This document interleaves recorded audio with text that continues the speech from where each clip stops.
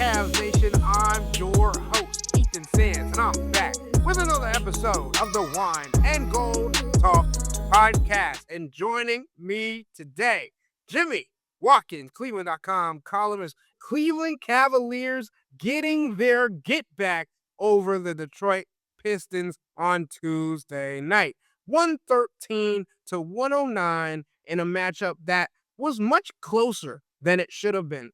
Similarly to what happened in their recent matchup on Friday night. But Jimmy, I want to get into the overview of the contest and maybe look a little bit forward from the very beginning.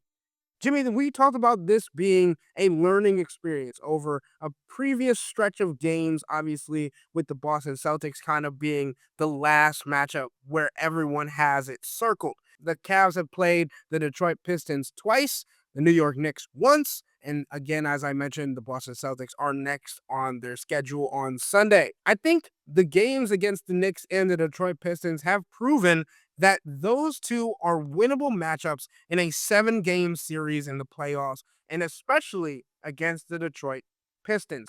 Here's why. The Cavs have a defensive tactic where they, even without Donovan Mitchell, even without Dean Wade, were able to reliably put someone, that person being more times than not, Jaylon Tyson on Cade Cunningham, but also having other acting features around him to make his life easier. The Detroit Pistons are not known for shooting. They came into Tuesday night's game as the 5th worst three-point shooting team in the NBA. So what does that allow them to do? It allows Evan Mobley to be placed on one of those non-shooters and then be a help defender when it comes to Cade Cunningham attacking the rim, turning him into a force distributor rather than a scorer. Jimmy, this gets into the thought process of having Dean Wade available, having Jaylon Tyson available, having Keon Ellis available, and throwing different bodies at Cade Cunningham, at Duncan Robinson, at other creators for them, and obviously still having Jarrett Allen and Evan Mobley on the back line ready to protect the rim, especially against guys like Jalen Duren and Isaiah Stewart. What did you make of tonight's matchup, and what did you learn going forward and how this can impact the Cavs' thinking going into a playoff series against Detroit? What I learned tonight was that it's going to be tough for the Pistons to score against the Cavs or any legit defense for that matter in a playoff setting.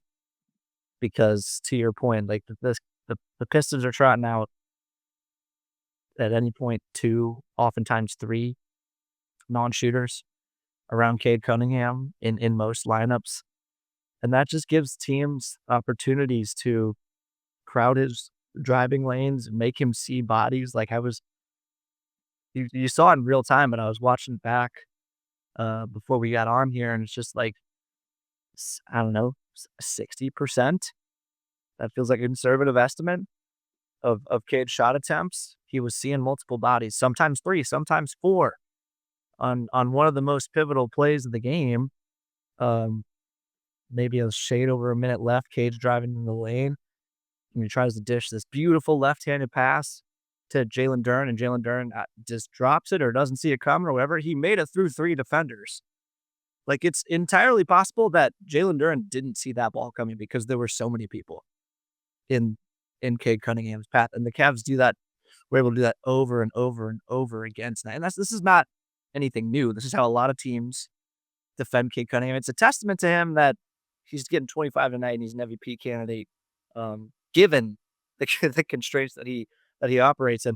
But the Cavs are uniquely suited to do this because they have 2 elite rim protectors on the court at all times. Sometimes it was Evan Mobley guarding Asar Thompson in the corner, guarding. I mean, I tried to take a picture a couple times tonight. Evan Mobley was, let's say, giving Asar Thompson his space.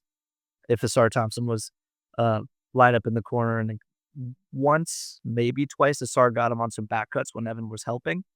But that's an opportunity. Those opportunities are going to be there.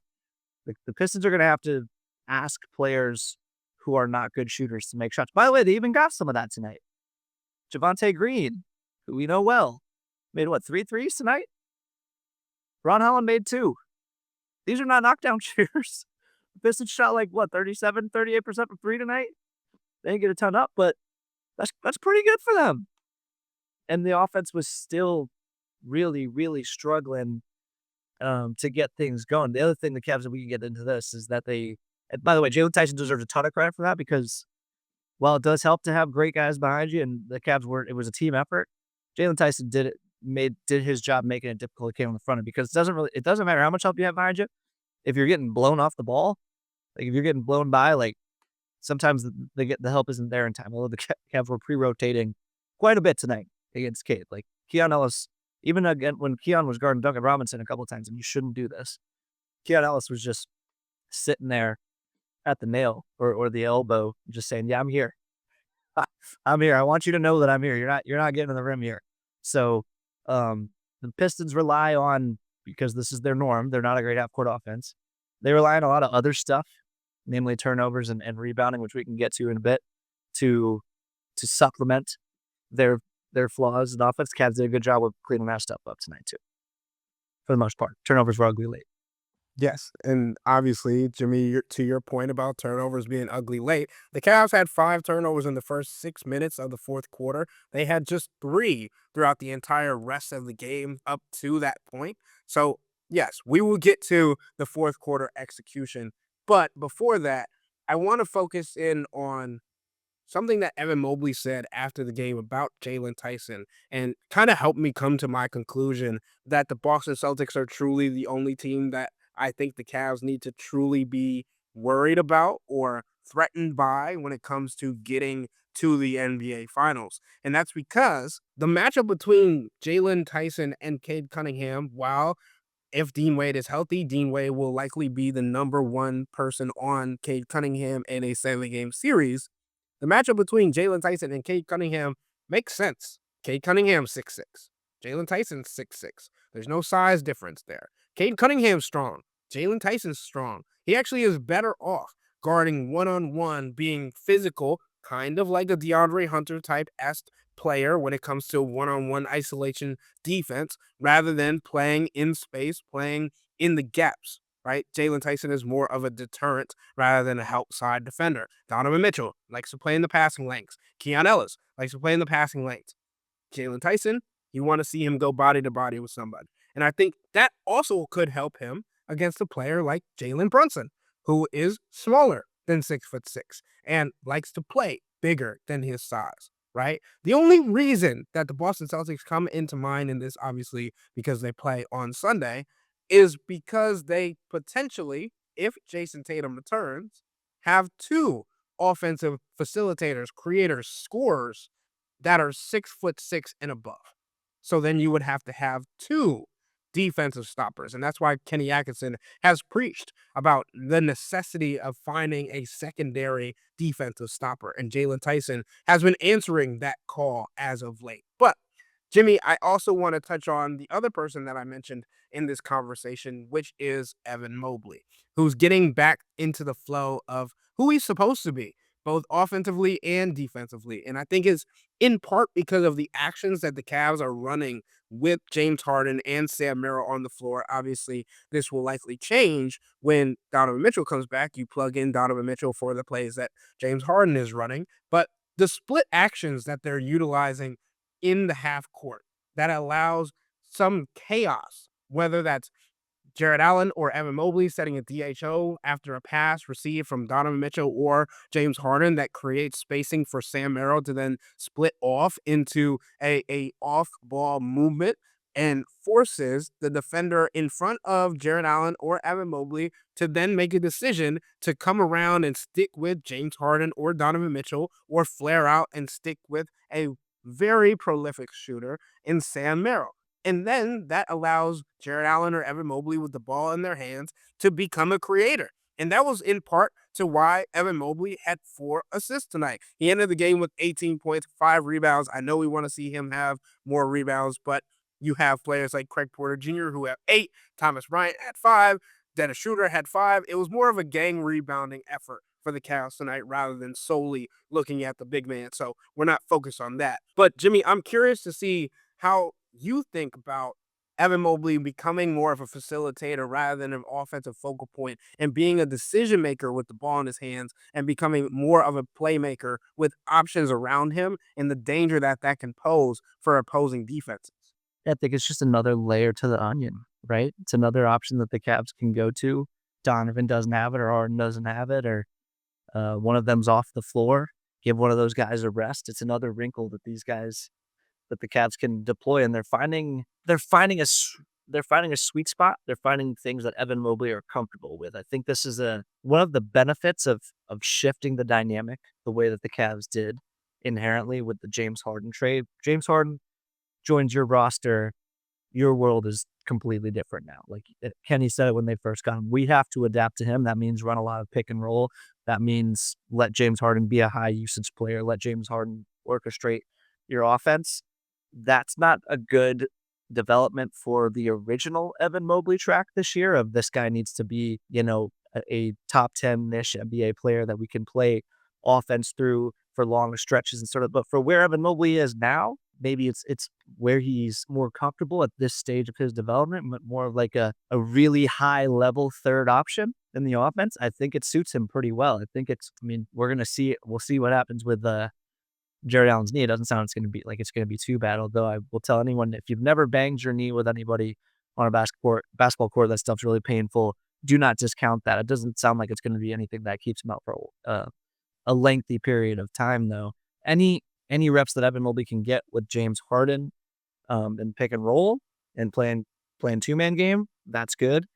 Any actions that the Cavs can find that simplify Evan Mobley's decision tree. Remember early in the year, it seems like they were kind of giving him too much freedom, and he didn't always handle that the best. Like he would get stuck out there a little bit sometimes. Now they've simplified the task for him, and he's doing it pretty well. I think we would still like to, particularly on a night where Donovan Mitchell is not playing, see him get more than 9 shots, right?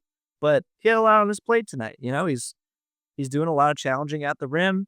I think, even though he didn't have the rebounding totals, I think him and Jared Allen did pretty well tonight at like clearing out other opportunities for the rest of their teammates to come in and get those gang rebounding opportunities. I would also say the Pistons could have been a little bit more aggressive on the glass tonight. Like I didn't see the usual, and that's one of their best offensive traits is getting offensive rebounds, basically. They're number 2 in the league in offensive rebounding rate. And they didn't bring that same juice tonight, but I think that Evan Mobley deserves a little bit of credit. Jared Allen, Thomas Bryant too. He had a nice game tonight. Deserve credit for their ability, especially when you're helping as much as the Cavs were. Like when Cade's out there and they're saying, Evan, like make sure he feels you. Like if he's driving, we want to see your body get in the lane. Like that can be a tricky dance to do with, okay, let me make sure Cade feels me, or I need to help on this drive, and okay, now I need to box out and help on the glass. That could be tricky. I think the Cavs, they were still out rebounded at the end of the day, but I think they won the offensive rebounding battle thanks to offensive rebounding savant Craig Porter Jr. with 5 offensive rebounds. So I think they did a good job of that stuff tonight too. Yeah, Jimmy, and you got exactly where I was going next is before we end today's podcast, obviously breaking down the fourth quarter execution that we saw, we have to give kudos to the role players. Again, stepping up when their numbers are called. Obviously, again, no Donovan, no Dean Wade, no Max Strus, and for portions of the second half, no Jaron Allen because he had a banged knee situation, went out with a right knee injury, and did not return to the contest. But that does not take away from the impact that Dennis Schroeder had, Thomas Bryant had, and Craig Porter Jr. had. And obviously, if you're only going to look at the box score, you're going to see that Craig Porter Jr. was 3 of 8. He had 7 points. But then you look a little closer, 8 rebounds, 5 on the offensive glass, as Jimmy was mentioning, 3 assists, just 1 turnover, and he was fighting for every loose ball, whether it was saving balls from going out of bounds, which aren't necessarily credited as steals or blocks or anything, just seeing how he has been active. And then, obviously, putting Isaiah Stewart in the rim. That was the highlight for me from Craig Porter Jr. offensively, but you also got to see that kind of being his payoff for all the work that he put on around the scenes for that. Thomas Bryant, as you mentioned, Jimmy, he had 5 rebounds. He had 9 points, 2 threes, 2 big threes in spots where the Cavs needed some offensive momentum. We were talking throughout the game about the clunkiness that some of the lineups are inherently going to have. So Thomas Bryant being out on the floor with Evan Mobley, and Evan Mobley not having to feel like he has to be the offensive focal point, and still being able to rely on Thomas Bryant to create offense in some capacity, spacing out the floor, allowing Evan Mobley to be a cutter, be a roller, be in the dunker spot rather than being clogged up with Jared Allen as well. I think that was extremely helpful. And we've seen and we've talked about on previous podcasts, Thomas Bryant being paired more with Evan Mobley. Will we see it in the playoffs? Still to be seen. And then the last person on this list who we've talked about at length this season since he's been acquired already, Dennis Schroeder. He had 28 minutes tonight, Jimmy, 15 points, and it felt like, as Kenny Atkinson said, anytime he gets to his right hand and is going downhill, it's super hard for defenders to find an angle where he is not going to get the ball up quick enough to find a way to get it on the backboard and into the basket. And he's a good person for drawing fouls as well, even though he only got one free throw attempt. That doesn't mean that he wasn't getting fouled before he put the ball on the glass. So, Jimmy, when it comes to these role players, obviously there's the caveat to how many minutes they're going to get, how fewer minutes they were going to get when this team is healthy, fully healthy. Could it ever be? What do you think the importance is for Kenny Atkinson and his rotation to toggle between what is needed when it comes to energy, when it comes to playoff minutes, and also continuing to find a rhythm? And J.B. Bickerstaff also admitting before the game that the guys that he's been playing, obviously playing more around 12 players a game rather than 9, as we became accustomed to him using in his tenure with the Cleveland Cavaliers, that they have simply earned playoff minutes because of how they helped win games. And I think the same can be said for the Cavs rotation and role players. Yeah, I think JB's got more of a a long rotation of necessity because of all the one-way guys that they have. Like, they need to there will be times where they just need to swap guys in and out, where Duncan Robinson's getting cooked on defense, and they need to take him out, where they need some shooting, and they might need Kevin Huerter, who we've barely seen of the Pistons, in the playoffs. For the Cavs, though, I do wanna echo the praise for the role guys tonight, though. Particularly guys like Dennis Schroeder and Craig Porter Jr.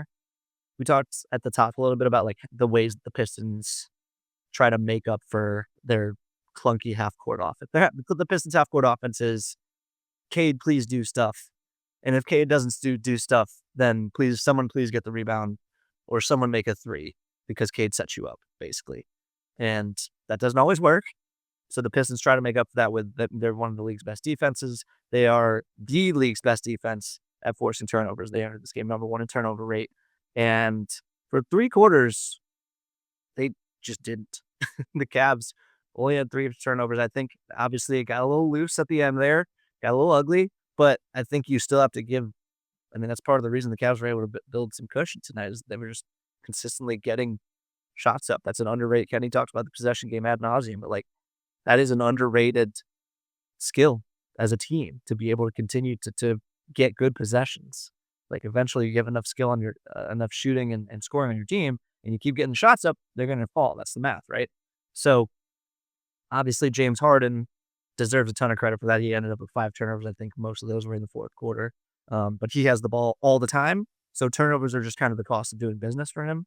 But guys like Dennis Schroeder and Craig Porter Jr., who are doing a lot of the ball handling when James Harden doesn't have the ball in his hands, or when he's on the bench. Like, again, Dennis had, I think, both of his might have been late, his turnovers, but, like, this guys did a really good job over the course of this is a really, really, really good defense, and they were able to drive the car straight against this Detroit defense. And when you do that, you cut a large source of their water off offensively. So I think that's really important. And I mean, Dennis, scoring is a plus for him too. But the quickness that guy possesses, everybody knows when everybody knows you want to go right and you still get right, that says something about the kind of quickness and speed that you're dealing with Dennis Schroeder.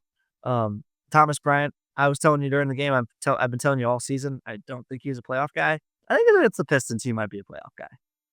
I think in that specific matchup, given all the the beef, literal and figurative, that they throw at you, particularly with Isaiah Stewart coming back tonight. I think there's a place for him. And I think when he's hitting, which is semi big if, um, he can be, like you were saying, a good pair with Evan Mobley at the offensive end and clear out the paint for Evan down there. Give him a little bit more space with which to operate. He's really up and down. His emotions, as much as you love them, they run a little. I worry about them running a little hot in the playoffs, particularly in a series like this.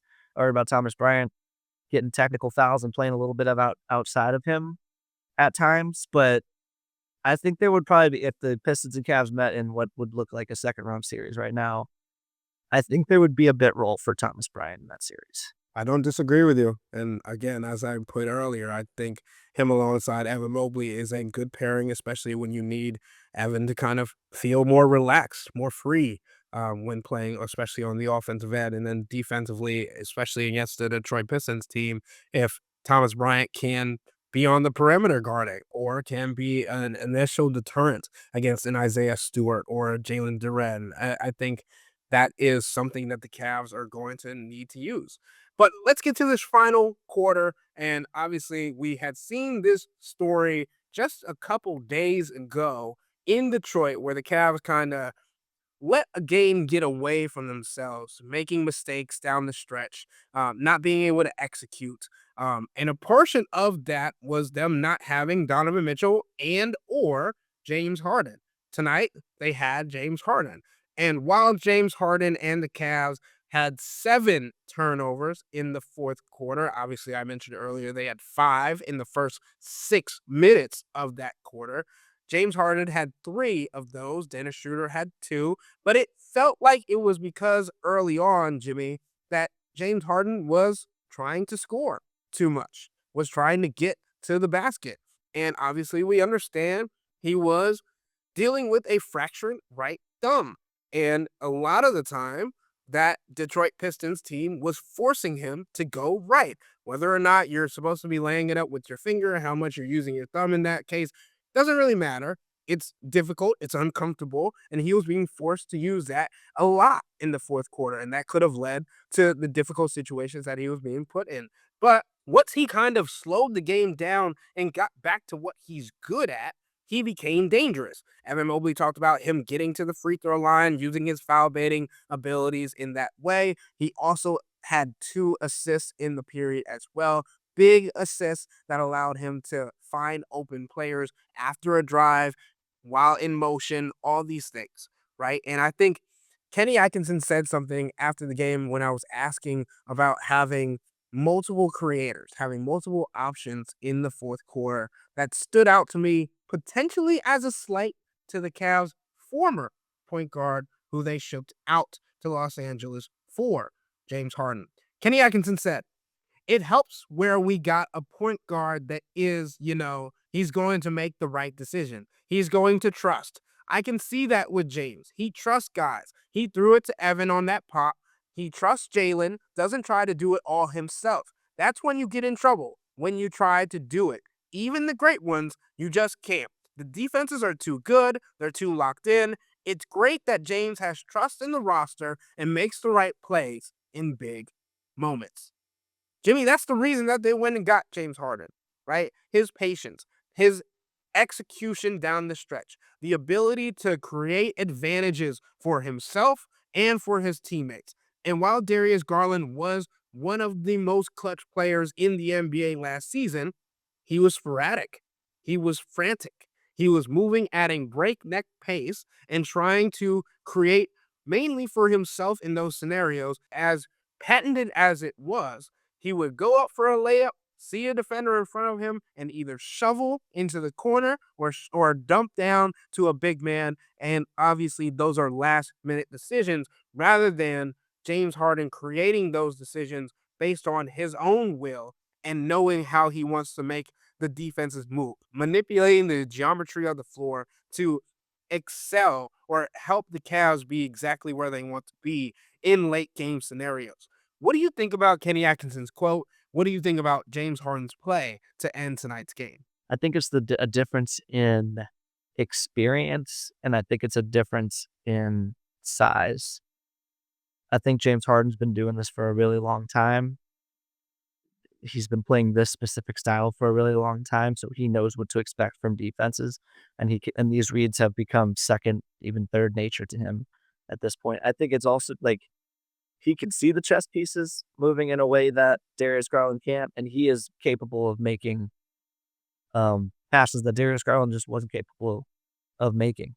Right? It's like Darius Garland often had the right idea, but sometimes he can't get the ball there because if you trapping Darius Garland is a different thing than trapping James Harden. Sometimes Darius Garland, you're trying to get the ball out as a means of survival for the possession, right? Whereas James Harden, he's getting that ball out with like it's an attack pass at all these different times. It's much harder to on your defense behind the trap when James Harden is orchestrating the trap as opposed to Darius Garland. He's also just going to be able to. I don't think that style where when defenses are sending so much attention at him, it's not going to wear him down as much. Like James Harden is going to be built for end of game moments. I realize how that sounds to people who have negative opinion. I mean, we all know the James Harden playoff track record at this point, and that needs to, like James Harden has in big moments in late in playoff games been quoted as saying like, "Hey, the ball didn't find me," and it's like, dude, you're the guy who runs the offense. What are we talking about here? But you see the theory. It's still a theory. It's still a regular season matchup. You see the theory of why the Cavs traded for James Harden traded Darius Garland for James Harden in this very narrow window. I will reiterate, it is still a very narrow window, and if you don't make use of this window, we'll have very difficult conversations about what comes next as a result of this trade. But you see the vision here. Last thing I'm going to say to wrap up today's podcast is reiterating that the Cavs have proven that they can fight with the number one seed in the Eastern Conference. Whether it's an anonymous quote from someone in the organization saying that they're not in their class, not in their league, or it's Evan Mobley or Dennis Schroeder saying that they're good, but we're not bad either. I think the Cavs continuously to show that this is a team, a group that is willing to do whatever it takes to win. Whether that's guarding Cade Cunningham, which over 4 games against the Cavs, he's averaging 19 points per game, 34% from the floor, 17% from deep, plus minus of minus 21, 4.5 fouls per game, 2 losses. I think we're understanding that in a wide open Eastern Conference, with the Detroit Pistons heavily in hand with the number one seed, that the seeding might not matter as much. And as much as the Cavs might have some bad memories of last season being the number one seed and flaming out in the second round, maybe they could do the same to the Detroit Pistons because of the mindset that they have, the group that they have, and the principles and the schematics that they also are going to bring that they have been learning not only throughout these 4 games against the Pistons, but throughout the entire season. And after this game, the final 19 games with James Harden, Keon Ellis, and Dennis Schroeder a part of this group. But with all that being said, that'll wrap up today's episode of the Wine and Gold Talk podcast. But remember to become a Cavs insider and interact with Chris, me, and Jimmy by subscribing to Subtext. Sign up for a 14-day free trial or visit cleveland.com/Cavs and click on the blue bar at the top of the page. If you don't like it, that's fine. All you have to do is text the word STOP. It's easy, but we can tell you that the people who sign up stick around because this is the best way to get insider coverage on the Cavs from me, Chris, and Jimmy. This isn't just our podcast, it's your podcast. And the only way to have your voice heard ends through subtext. Y'all be safe. We out.